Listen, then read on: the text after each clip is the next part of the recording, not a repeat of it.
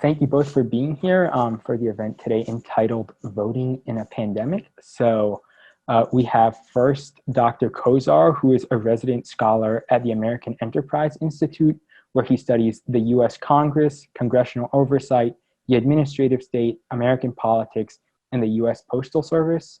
Before joining AEI, Dr. Kosar worked at the R Street Institute, where he served as Vice President of Policy, Vice President of Research Partnerships, and Senior Fellow and Director of the Governance Project. He also co-founded and still co-directs the Legislative Branch Capacity Working Group. So thank you for being here, Dr. Kosar. And then we also have Dr. Brendan Nyhan, who is a professor in the Department of Government at Dartmouth College, whose research focuses on misperceptions about politics and healthcare, and has been published in academic journals, including the American Journal of Political Science, Journal of Politics, and Proceedings on the National Academy of Sciences, Pediatrics, and Vaccine. He is currently a contributor to the Upshot at the New York Times and a co-founder of Brightline Watch, a watchdog group that monitors the status of American democracy. So thank you both for being here. Mm-hmm. Thanks. So I'll start us off with the first question, and that is, how do both of you believe the pandemic will affect voter turnout to both in-person voting, but also mail-in voting? Dr. Kosar, you may start, because you guys are both probably so polite that you'll just go back and forth. So I'll choose All right. Dr. Kosar. Yeah, you would think prima facie that the pandemic might discourage voting, but we're in a situation where this election, I think, to folks, on the left and the right, to some degree, feels existential, and there seems to be a huge level of motivation out there to vote. So I would anticipate, if we had 58 or 59% last presidential election who voted, I would expect the aggregate to go up, and you get something more than that. How much, I couldn't say. And for sure, the amount of voting by mail is going to go up by a huge percentage. I mean, if you look at the trend lines, it's been going up in non-pandemic presidential elections, and now people have that extra incentive. And, and we have more states now that have voting by mail as the default. I think we're up to 5 right now. And others have liberalized their absentee ballot access laws. And so presumably a lot of people will take advantage of that. So that percentage is going to go up.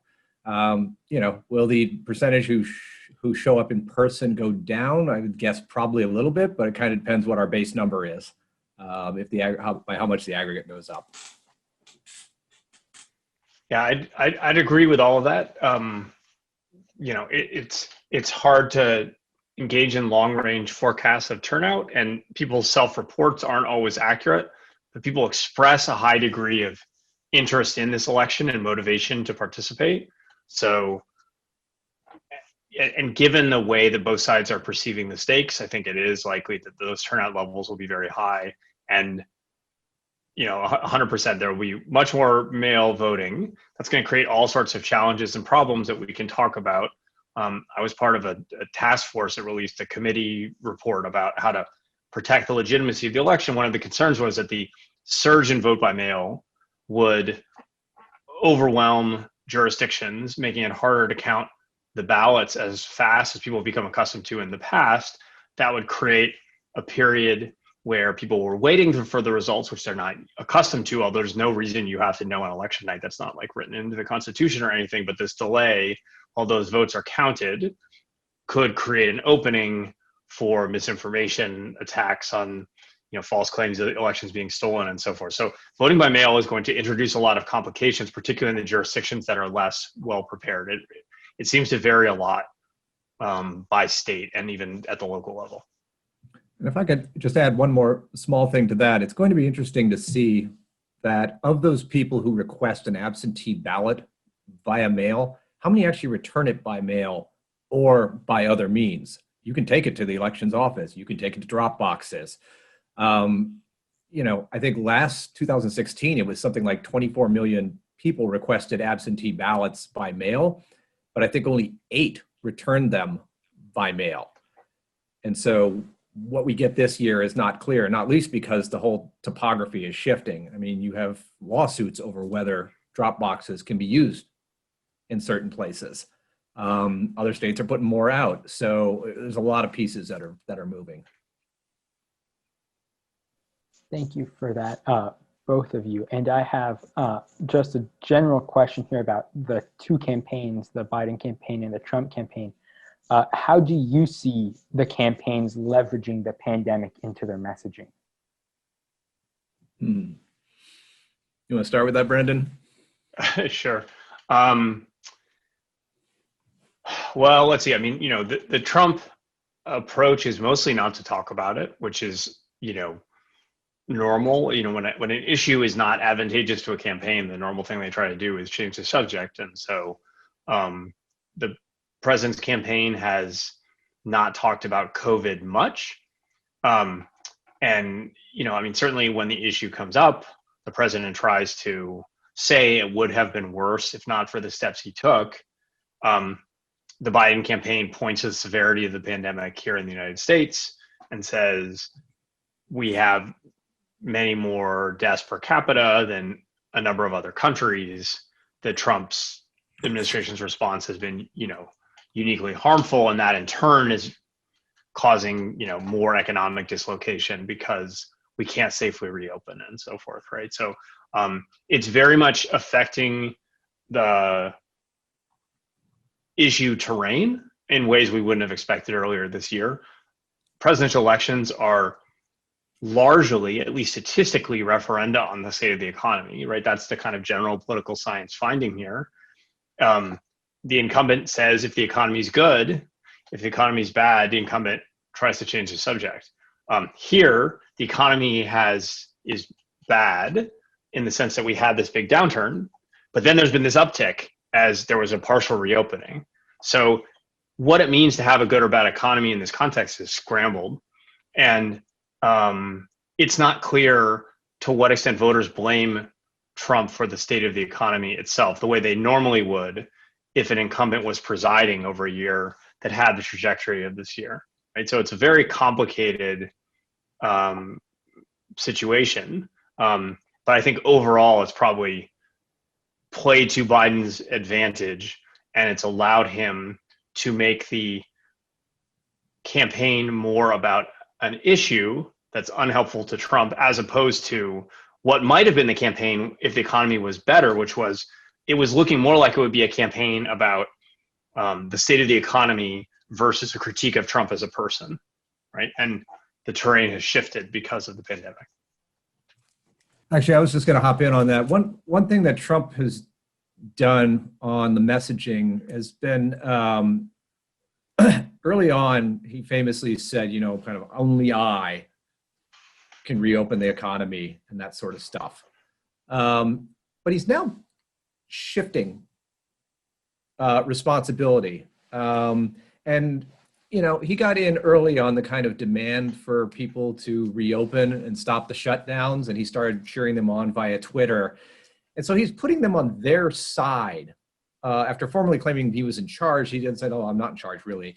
I'm on the side of the people who want to go out and earn a living, who are tired of being cooped up, who are tired of being scared by liberals and scientists and all these people who are, way overblowing this. This is, only affecting elderly people, doesn't affect young people like you. So he's kind of done this pivot over there. And we even saw that in the debate last night, where he kept emphasizing, if you elect Joe Biden, he's going to shut this economy down. And he's going to cripple your businesses. And, it's going to be more fiscal misery that you'll all have to suffer. But stick with me, and, we're going to reopen, and we're going to get back to having the greatest economy that we ever had in history. It's an interesting maneuver, but that seems to be the message they're going with. And Biden, he's definitely doing the referendum thing. They just keep underscoring 200,000 plus dead, 200,000 plus dead. Here are all your misstatements. You have no plan. You're not competent. by the way, you keep undermining the scientists who are trying to, save us. And that's kind of the tack they're taking. Well, yeah, to the point of the partisanship surrounding the issue of mail-in voting and just voting in general in the pandemic, given much of what was said at the spectacle last night, I was wondering if you two, as experts in voting, and Dr. Kosar in the U.S. Postal Service, could either substantiate or refute or otherwise qualify the claims that mail-in voting is illegitimate or low integrity, which the GOP and Donald Trump have been emphasizing, and which Joe Biden has been pushing back on intensely. Yeah. Well, if you're a person who believes in data, the data show that election fraud in this country generally is quite rare. And when you speak of election fraud conducted via absentee ballots, it's exceedingly rare. I mean, it's to the point of just not existing almost. I mean, it was like 0.00013, something like that. Charles Stewart of MIT had that calculation out there not too long ago. So yeah, there's not an inherent peril there with the using of this. But where there will be issues, and this is where I'll pass the ball over to Professor Nyhan, is you've got a lot of states having to shift their laws, their practices, and their administration, which gets down to the issue of people, scanning machines, and having to do it in a rather compressed period of time. And that raises the prospect of a policy which is, inherently works well, to one that could face various implementation issues.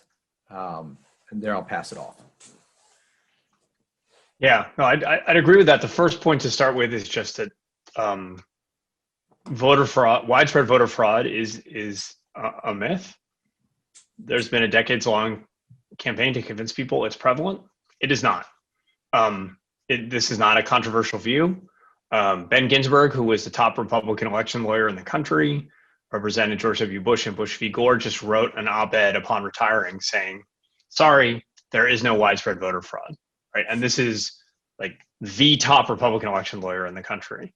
It just doesn't exist. And, we can talk about the pros and cons of different approaches to voting. Mail balloting has its pros and cons, but it's a perfectly normal, appropriate, secure way to vote, according to experts, and is practiced exclusively in several states where the Republicans happily compete against the Democrats via mail balloting, and there's a political consensus that this is an appropriate way to conduct elections. So there's nothing different. Now, it is true there may be jurisdictions that are ill-equipped to process the results or may struggle to meet the demand in various ways. So we're going to see the flaws in our highly decentralized election administration system. We're going to see some jurisdictions struggle and make mistakes. The danger and the problem is that this creates an opportunity for people to say, aha, look, that's the widespread fraud I've been warning about, when instead it is mundane bureaucratic incompetence or unrepresentative examples that are being used to support a narrative that can't stand up to scrutiny. Okay, so take the example that the president and the Department of Justice made so much of about 9 ballots in Pennsylvania, right? Some temporary staffer opened a few envelopes they were not supposed to. Everyone's ballot should be secure. That is bad. They identified it and dealt with it immediately, okay? But there will always be isolated cases like that. This is a huge country with tens of millions of votes being counted. The point of that is when people are running around to draw your attention to a case with 9 votes that was immediately identified as a problem, that suggests how thin the pickings are. Because again, there is no serious case here. So I just want to make sure that is 100.0% clear. We can talk about, again, the challenges of administration, but as to the existence of widespread fraud, like there's no dispute and there's no real debate. Yeah, as a direct follow-up to that, and then I'm going to pass the baton off to Ezekiel for the next several questions. I'm going to just put a link to substantiate something that I'm about to say into the chat for everybody. NPR recently discussed this research that came out of Stanford University, basically, demonstrably substantiating and proving that there's no statistically significant partisan effect of increasing access to mail balloting. That was an excerpt I just quoted from the article. So I'm wondering if it's not disputed that, number one, mail-in voting is secure and it's not illegitimate. And number two, it looks like because we do believe in logos here, it's the factual matter is just that it actually doesn't have a partisan impact. Then why is the GOP or Donald Trump, why is Donald Trump against it, and why are they speaking out against it? That seems confusing to me. Well, yeah. For many months, I have wondered which member of the White House staff or which visitor to the White House put the idea in Trump's head that voting by mail was somehow a liberal plot. This is not the first time we've seen Trump get anchored on a peculiar issue and take a position that was, not well substantiated by the facts. I mean, not long after he took office, he suddenly started complaining about the postage charge to Amazon for the parcels that the Postal Service carries. Like, this is not something he campaigned on. This is not something he stumped upon.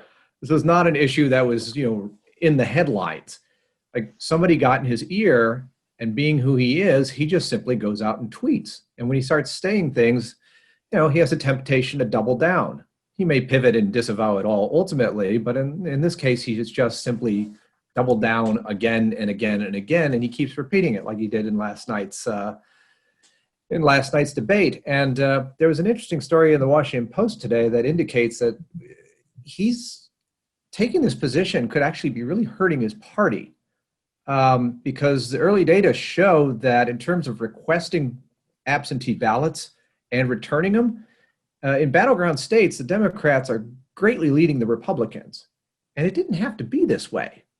I mean, you could have imagined a situation where a president using his pulpit could have just said, get those votes in the mail. I vote by mail. You should vote by mail too. It's safe and secure. Request your ballot now.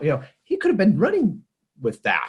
And instead he took the opposite direction. And, there are people all the way down, from the national GOP to the local level who take their cues when a president stakes out a position. And it could come back to haunt them dearly. We are seeing some Republicans trying to clean this up. I mean, there are state parties and campaigns that are still trying to encourage their supporters to vote by mail. As Dr. Kosar said, the president himself votes by mail. Many top Republican office holders do too. I guess what I would say, Jonathan, in terms of your question, is it's important to distinguish between the effect that's found in the study you identify, which is found on balance, mail voting didn't advantage either party, from the question that may be throwing Trump and causing people to misunderstand this, which is Democrats may be more likely to take advantage of mail voting in this election. It doesn't mean on net it advantages them in terms of their net margin, but it means the mechanism by which they cast their votes may be more likely to be mail in this election. And the reason is, even before Trump got fixated on this and helped create this partisan differential, is differences in concerns about COVID between the parties. When Trump is suggesting that the risk from COVID is lower and Democrats are more worried about COVID, that's a circumstance where you'd expect Democrats to be more interested in casting a vote by mail to avoid being in a crowded polling place, and Republicans more willing to go vote in person. Trump then got locked into this and has since doubled and tripled down in a way that some Republicans seem to not want to vote by mail, almost because the president said they shouldn't. And that may be really strategically disadvantageous, in part because the Republican coalition is older. They actually have many of their core supporters are in demographics that are particularly at risk. And so in addition to potentially putting their own supporters at risk if they are exposed in polling places, some of those people may simply choose in the end not to go vote in person, right? Think of Wisconsin, where they've seen an upsurge in cases, right? The concerns are going to be especially acute in places like that if cases are high at the time when in-person voting is being conducted. Yeah, it's peculiar to find ourselves in a situation where the proverbial head of the party is saying one thing, but as Professor Nyhan notes, actors beneath them are messaging otherwise, to the point where we even, have members of the Trump family recording robocalls, encouraging people to vote by mail. Extraordinary. Extraordinary times indeed. I have a question, I guess, more on the administrative side of things. I was wondering if you all could speak about, I guess, Dr. Kosar, about the USPS and its capacity to handle things. And I guess Professor Nyhan or Professor Kosar, you all can take this as you wish. But Professor Nyhan has already noted that some counties might not be able to keep up with the amount of mail-in ballots. So I was wondering, how do we help them speed it up, or is this just something that we just have to wait and see what happens? Mm-hmm. Well, I could take the Postal Service portion of it. The top line result is that the Postal Service has more than enough capacity to collect, sort, and deliver ballots. You talk to people who are in the mailing industry, people who earn a living through sending out massive quantities of mail. They have no concerns. In fact, the Postal Service has had an excess capacity problem for a very long time. The Government Accountability Office was flagging this more than 15 years ago. And first class mail, which is what that ballot envelopes tend to travel in, they go through the same sorting machines, whether they're first class or sent media mail. That processing capacity has not declined a whole lot, but the volume has plunged tremendously. And the Postal Service, we just don't have to worry about them not having enough machines to sort the mail and get it there. The one thing that we do need to keep an eye on is the Postal Service workforce. The nightmare scenario that I've been talking to policymakers here in DC about is, what if we find ourselves the last week of October and 15 or 20% of the postal workers in Philadelphia are out sick with COVID, self-quarantining? What if it's the same case in Chicago or St. Petersburg, Florida, or Los Angeles? It's a heavily unionized workforce. So you can't just, and there's the mail security issue. You can't just say, oh, a bunch of mailmen are sick today, so we're going to grab guys off the street and hand them mail bags and say, go to it. So that flexibility to flow people in to cover those shifts wherever COVID may have these breakouts is going to be a real challenge. And the good news is that the Postal Service does seem to be moving on that count. They've got a memorandum of understanding with the National Association of Letter Carriers about using kind of temporary workforce that'll be prepared and ready. They also have an agreement in the works to create a pool of retirees, folks who used to work for the Postal Service who would be willing to come back on duty. So making sure that they execute that and are fully ready in case there is a workforce drop-off, and that they can flow the right people to the right place is going to be key, because for all the machines and trucks and everything else, ultimately moving mail is a people business. They collect it, they sort it, they deliver it. Yeah, on the administration side, this is not my area, but what scholars who studied this tell me, and what the report that I was a co-author on, recommends, is providing funding, although it's getting very late in the game for that, to support election administrators, and getting the machines and personnel in place that they need, and then thinking about changes that can be made to rules and procedures to facilitate the processing of this much election mail. So one set of rule recommendations that has been offered is to make it easier for jurisdictions to start the count of mail ballots prior to election day. There are some places where they can't do anything until election day. So it's literally they're opening the outside envelope and they have to go through all the processing steps. And mail ballots are more onerous because there's a signature matching step. So if they can do that sooner, then on election night, we're more likely to get a result. On the backside of the election, there's also a proposal actually by Marco Rubio to extend the deadline for the state results. It's called the safe harbor deadline, to provide more time to resolve any disputes at the state level, so that if these counts do go on a long time, which is possible, we've seen New York and California and places go on a long time, although we don't expect them to be decisive in the presidential election, but let's say something happens in Pennsylvania or Michigan or whatever, and those counts go on a long time, it would allow extra time for the states to work out the results without triggering potentially things like competing slates of electors showing up and so forth. So it might help avert crises that could ensue if those counts go on a long time. Professor Nyhan, since you just brought up how some counts in, let's say, states that we basically already know which way they're going to go because they always go that way, like California and New York, might not be so disastrous, but let's say in rather large and contested areas like Pennsylvania, are you worried, and same question goes to Dr. Kosar, about a situation happening in which, let's say, predominantly Democrats cast mail-in votes. It takes a while for those votes to be processed. A bunch of Republicans go out and vote in person in, let's say, Pennsylvania. Let's just take Pennsylvania as a hypothetical. And then you have a situation where Republicans claim they won because by this point on November 3rd, the documented in-person votes were basically all for Donald Trump. And then let's say basically all the mail-in votes were for Joe Biden. Could we see this resulting in a contested election? Let's hope not.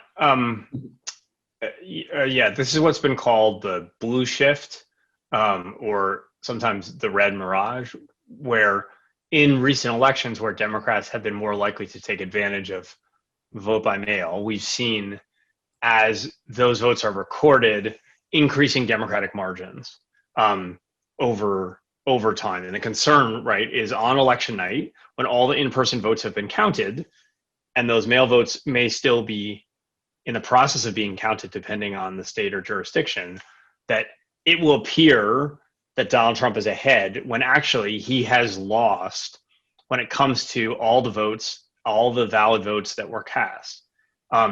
It's going to be essential for everyone to calm down and let the processes of democratic governance play out.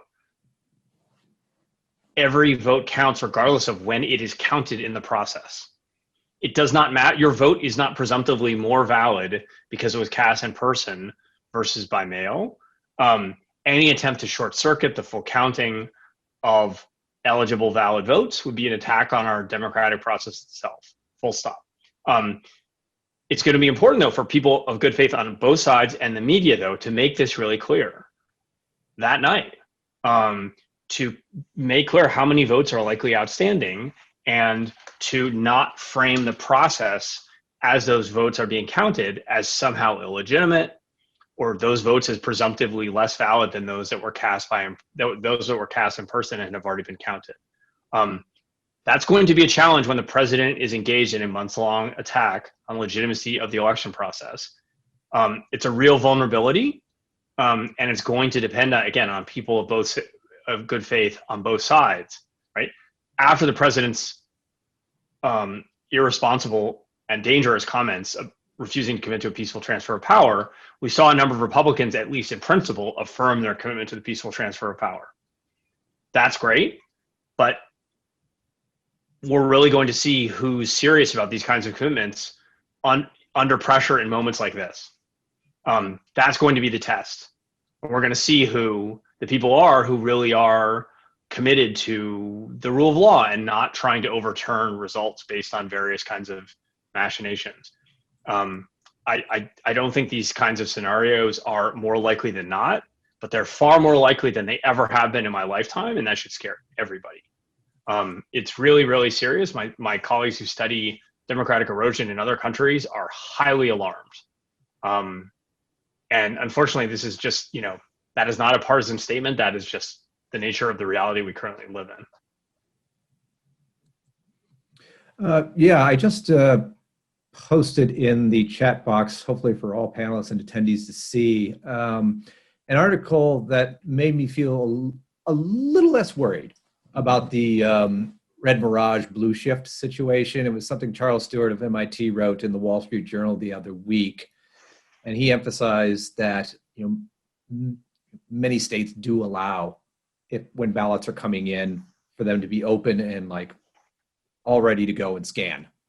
And I guess I would also say that there's been a lot of messaging on the left in particular about, request your absentee ballot, but return it ASAP. I mean, there's a whole machine out there chugging along, and they've adopted the phrase of flatten the curve, meaning let's not hit the Postal Service and elections administrators with a bazillion pieces of mail the week before the election. Get it in rapidly. And already we've, as alluded to, the Washington Post, has shown that strategy is bearing fruit, and people are returning ballots. I mean, we're not even in October, and we're talking about hundreds of thousands of ballots that are coming back already. So I'm feeling a little bit better, but I think what we saw, what we've seen for almost 4 years, and what we saw certainly on last night's debate, is that whatever reality is, it doesn't mean that the president will necessarily agree with reality. And blaming others and faulting processes are kind of a go-to rhetorical strategy he uses. So I would not at all be surprised if things don't go his way on election night, or if we do get a blue shift at the end, that he doesn't trot that stuff out. It's just incumbent on folks not to buy it, and instead just let the process work out, because elections in this country are administered in a remarkably competent fashion. And the number of security protocols would probably surprise citizens. I mean, there was a story that Sean Hannity was circulating earlier today about 1,400 people in Virginia got duplicate ballots. And it was like, see, voting by mail is going to lead to people voting twice. In fact, what he ignored was that the security system in Virginia attaches a name to a barcode. So if 2 ballots come in attached to Kevin Kosar, not that I live in Virginia, but one of those is going to get thrown out.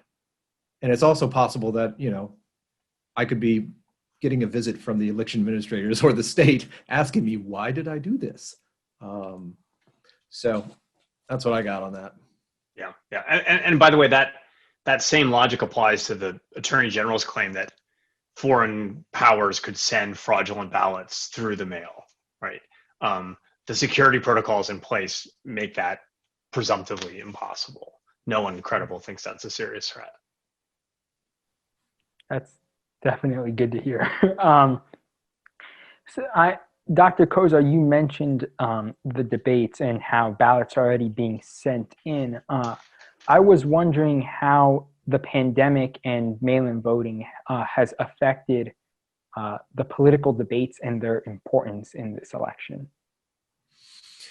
Yeah, certainly people, with each presidential election, more people can vote earlier and are doing that. And that by implication, to some degree, decreases the number of people who could potentially be persuaded by the debates. But, kind of one of the running jokes last night on political Twitter was like, is anybody going to be persuaded by any of this? Like, who are the people watching this going, gosh, I still don't know which guy I like better. It's so stark that, I'm sure there are some undecideds out there who are going back and forth, but, how persuadable they are by the debates. Brendan can correct me here, but my impression is that debates, especially this late in the season, are not known to move many voters one way or another. And that if a person truly is undecided going into election day, they're going to have some other thing that triggers them to vote one way or the other. Yeah. No, I would agree with that. Historically, conventions have been when there are bigger swings in the horse race. Those seem to help remind people which side they're on. So if people's expressed preference in the horse race has kind of grown out of whack with their party predispositions and their underlying impressions of the state of the country, once reminded of it by the candidates, and those conventions have helped kind of snap people back into place and they end up much closer to where the numbers will ultimately be recorded on election day. Debates, by contrast, happen quite late, and we rarely see substantial movement. There's maybe one case where they might have been decisive, despite all the claims about, so-and-so lost because of this or that debate moment. Those are largely post hoc reconstructions by the media that aren't well supported by the facts.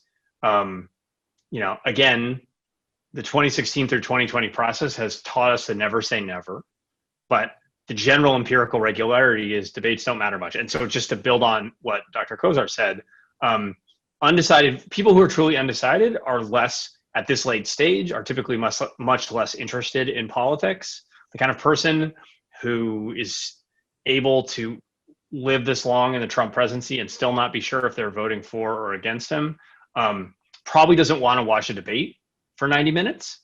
And so they're not even watching these things in the first place. Now, sometimes people are exposed to media coverage of the debate after the fact, but a lot of what seems to move the polls around right afterwards is whichever side it went badly for, or it seemed to have gone badly for, there's what's called differential non-response. So that side answers the phone a little less often when the pollsters call them. But over time that goes away, and it kind of equilibrates back to about where we were in the first place. So I'd expect the same thing here. The debate may have been kind of a bigger media event because of COVID, right? In a world where everyone's sitting at home waiting for things to happen, right? It was a kind of big event, right? The TV ratings were down, but that doesn't account for streaming. My anecdotal impression was it seemed to be a pretty big event. We'll see. And it'll be interesting to see, actually, given the experience of the first debate being such a disaster, if the second and third debate are held as planned, do people tune out having experienced or heard about the first one? Yeah, just because I wanted to dispel more doomsday thoughts that I've been very concerned about, and that I would like to be totally unfounded. And also because we keep bringing up the debate that was had last night. Joe Biden, I watched all 90 minutes, so I guess I'm one of those types that did sit through the whole thing. But Joe Biden referred to Antifa as, more of an idea than an organization, and blew off claims about some of its fringe members' violent actions. And Trump totally dropped the ball on explicitly denouncing, looking at the camera and saying, I denounce white supremacist terrorism, et cetera, et cetera. Are either of you worried that fringe members of either side or both sides following the election, regardless of which way it turns out, will become increasingly violent? Or is that a totally ill-founded hypothetical?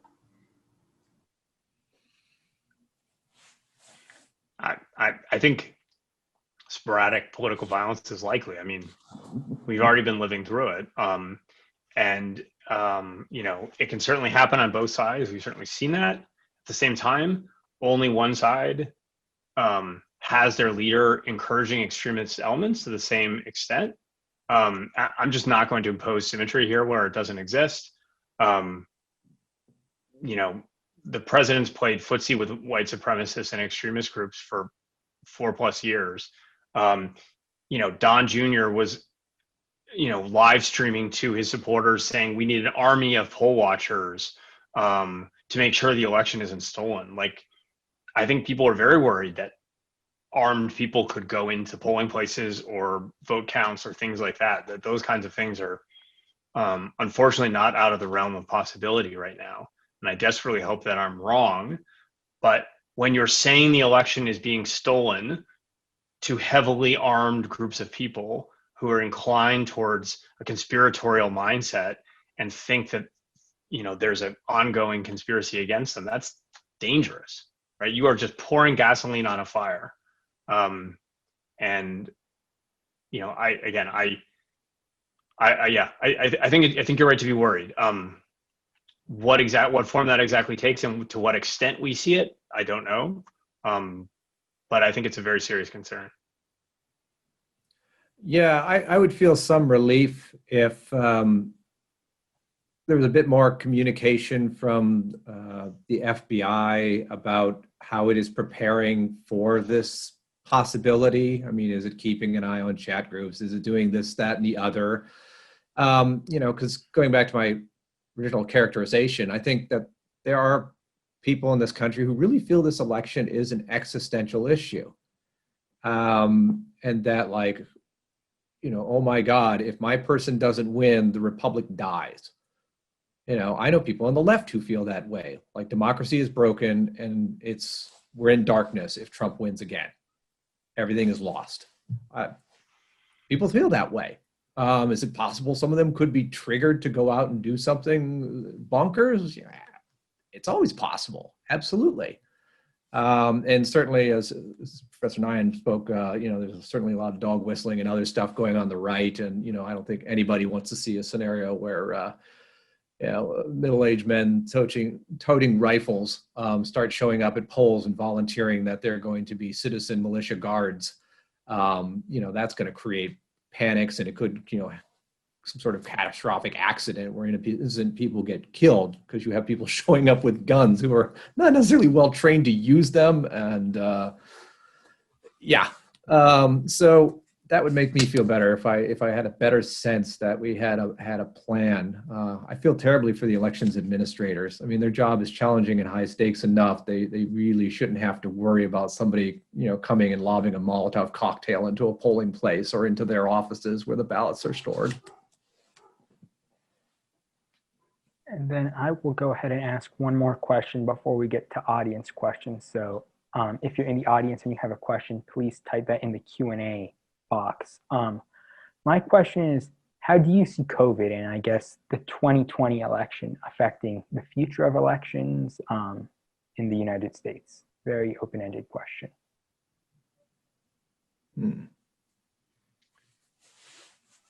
Oh, that's a good one. Well, it's certainly, I think it will accelerate that trend towards vote by mail that we started with. That seems likely to continue. There's been a trend towards greater liberalization of those rules over time. And as these jurisdictions get more capacity to handle vote by mail, it seems like they'd be likely to continue that. So how we vote is probably going to change. We haven't talked about the substance of COVID, but I hope future elections think about how we're going to prevent pandemics. That seems like it'd be useful. So in terms of policy, I hope look, you guys are the young people here, right? It's going to be easy in 5 years or 10 years or 20 years to say, oh, that just happened, and forget all about it and stop being prepared. It's hard to prepare for low probability events. That's a difficult thing for, I think, democratic systems to pull off, for any political system. But we have to learn from this experience and learn how to make our democracy more resilient to the kinds of threats it's confronting, and our public health system more resilient to the kinds of pandemic threats that we're going to face in a globalized world, right? And to me, those would be the two big takeaways. I don't know that we'll do better on those dimensions, but we need to figure out how to. Yeah, I guess I would point to three things. I agree. Certainly, this will just accelerate the trend of voting by mail. It's one of those things when people try voting by mail, they tend to like it, and so they do it again and again. So I'd expect some stickiness there, even if we're in a non-pandemic situation in 4 years, which I assume we will be. I would also hope that after we get through this election, that we would consciously choose to do two things. One of which would be to do more public and media education about how elections work, and to produce even more kind of online publicly available resources that really explain the system. I think there's been a lot of fear stoked about the election. That's just at gross odds with the fact. I mean, again, getting back to those 1,400 ballots in Virginia, that should be a non-story. It was literally a printer error, and it can have no possible effect on the mail, yet people are taking it and trying to scare people. And if you don't know how elections work, or you don't spend your time the way I do and Professor Nyhan does, like, it's understandable if you get freaked out by that. And so that public education aspect, which is something that we tend to not do enough of in our representative democracy, I would hope that would be increased. And I would also hope that the conversation around just generally elections resiliency would be increased. I mean, the internet happened. There are electronic systems. I mean, there are issues there. There are also ad hoc stuff that I don't think is necessarily the laws and other things are not well prepared to handle. Yes, we have jurisdictions like places in Florida where they're used to the threat of a hurricane possibly coming. And so they've got processes in place about what to do if they get walloped. But there are other things, the bizarro political actor who decides to do something, whether it's commandeering a mail truck or setting fire to a polling station or bringing militia to show up at an election administrator's office, actively destroying ballots. I mean, these are not things that we've had to deal with in previous elections, but it feels to me like we'd be naive going forward not to talk about them and prepare and have systems in place and just be a bit more ready so that we don't get cold cocked by a black swan. Yeah, now we're going to move on to fielding some of the questions from our audience. And the one that I'd like to ask, because it's kind of the other side of the coin of some of the questions we were asking earlier, is it true that the Trump administration has deliberately cut funding and resources for the USPS ahead of the election?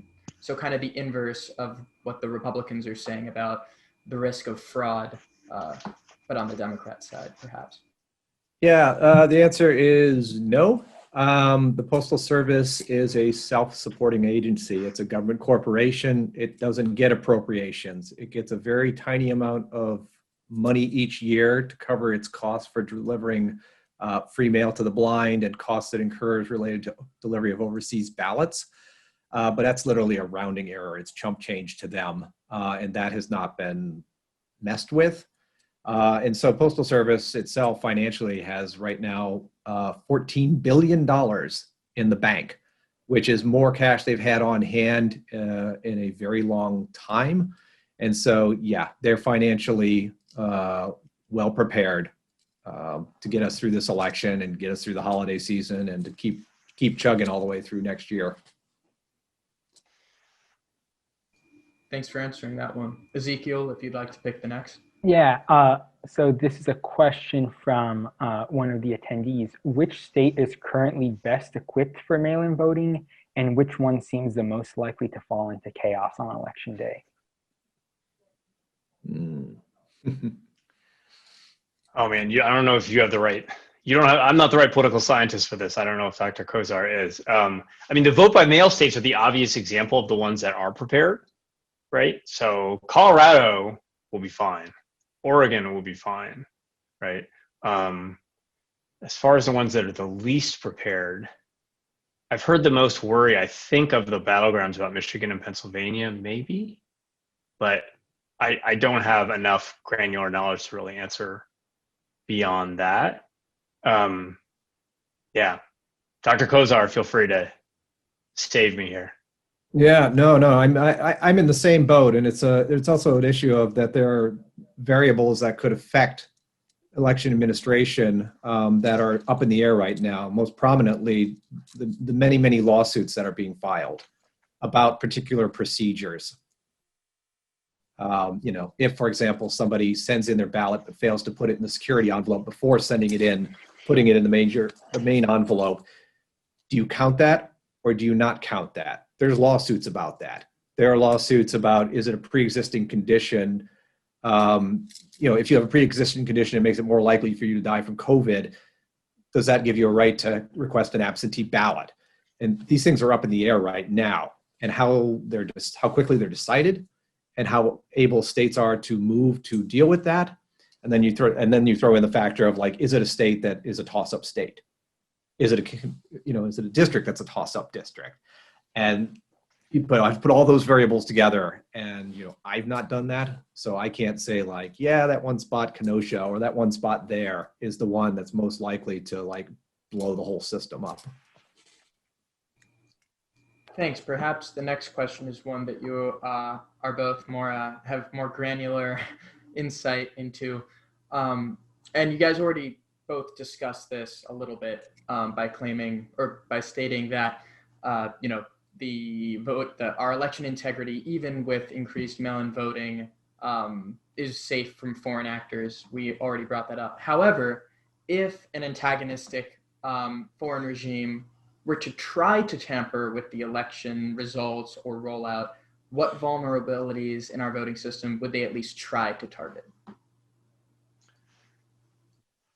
Well, I think the concern here is less about changing the results and more about creating a perception that the results have been altered, right? So just like in 2016, concern about Russian influence and perceptions that the election was affected greatly outstripped the actual scope of direct Russian influence. People didn't actually see that much of the Russian content. But the news coverage around their intervention was vast, right? And the same could apply here. So the Russians break into some, county election databases and access some voter registration files. Like, this will in no way compromise the counting of the process. And again, our system is so decentralized that, and there's so many checks built in that altering the outcome is, I think, seen as extremely improbable. But it's very easy to disrupt and create chaos when people's fears are so great and the emotions are so intense. So I think the worry that I have is that they take advantage of the situation we've been describing, where there are actors who are looking to take advantage, who will amplify whatever chaos is created, who will use any story about hacking or whatever to say, look, I told you the election was rigged and fraudulent, right? So, I mean, the New York Times today says American, Homeland Security and intelligence officials are worried that the president's comments were encouraging foreign intervention of this type, and that he in turn would amplify those acts, right? So US officials are worried about this being done by the president of the United States, essentially in parallel fashion to Russia, are you listening, about Hillary's emails. I think there's, again, my first order concern is not the security of the election itself, but they could create quite a bit of chaos. Now, the Obama administration, I think, failed quite dramatically in 2016 in how they handled these threats, but ultimately started to push back to suggest that there would be serious repercussions if Russia went even further right before the election. But there's all kinds of things that one can do to create even more chaos. So there are various hypotheticals in Rick Hassen's book called Election Meltdown. What if Russia knocks the electric grid offline in a major American city on election day?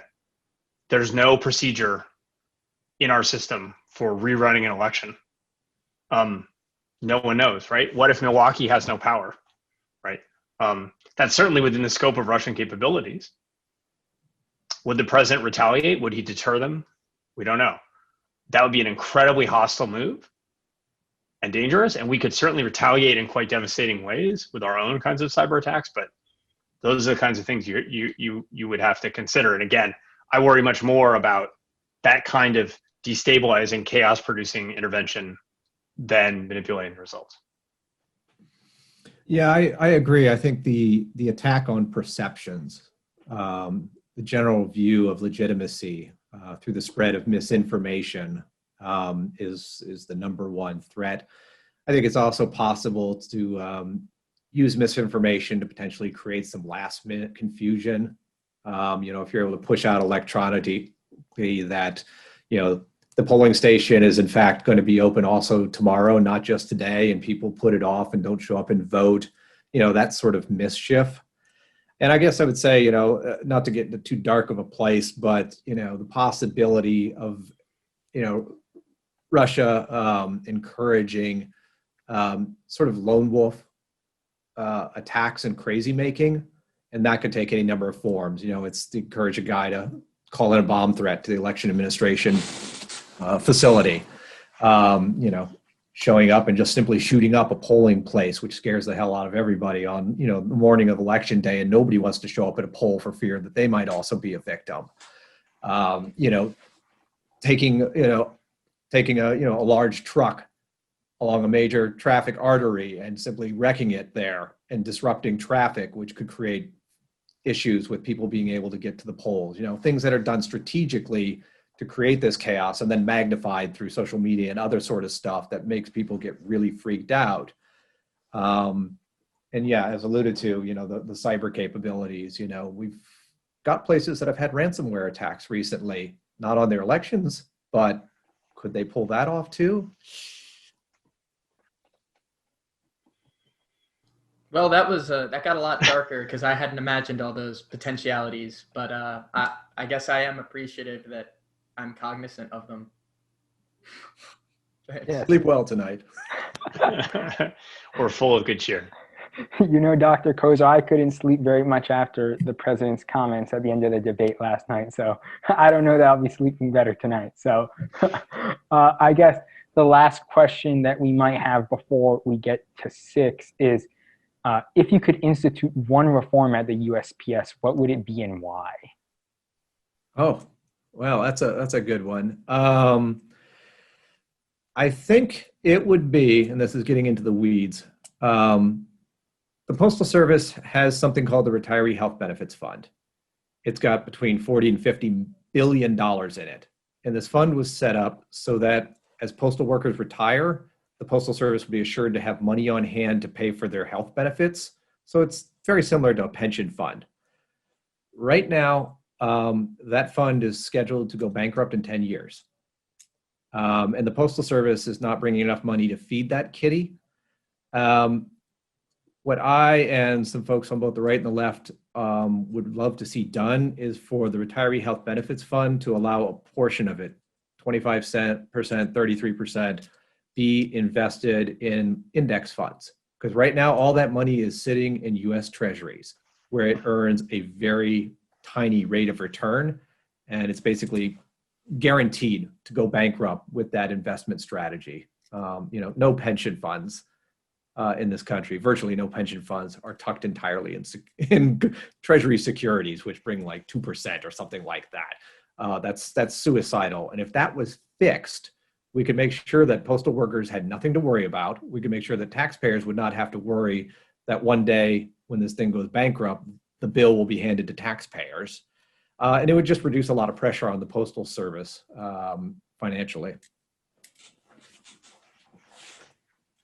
I have nothing to offer on the Postal Service, but I just want to say that was an awesomely wonky conclusion to this event.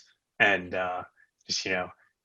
kids, study your public policy and invest in index funds. That is just a life lesson in general. So Dr. Kosar just bringing useful information.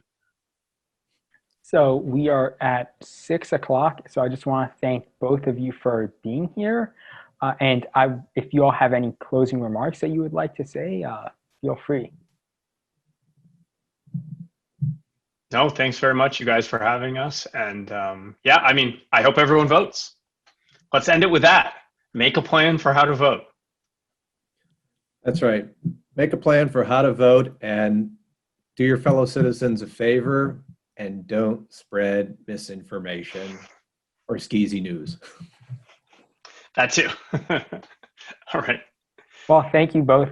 You all have a good one.